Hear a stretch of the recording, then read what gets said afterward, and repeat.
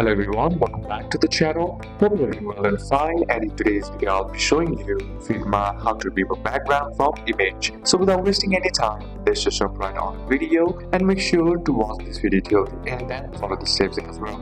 In order to remove background in Figma, first what you need to do is just simply head over and open up a browser. Then on the search bar type in figma.com, and once you're in the workstation of the Figma, what you need to do here is drag the image if you want and paste it right here, or just simply select the image that is on your workstation. Then in order to remove background, what you need to do is just simply right click on the image, and then here you'll find an option that says plugin. Now if you don't have the remove background plugin, what you need to do is simply select the minus plugin, and now here on the search button simply type in remove background and you'll find the plugin right here. Then all you gotta do is select it, and then once done you'll be asked to copy the API, confirm the use of the plugin, and once that's done all you gotta do is simply tap on the image once again and right click on it, and now here select plugins and you'll find the plugin right here. Select it and then select run once again, and the Figma will process, as you can see, run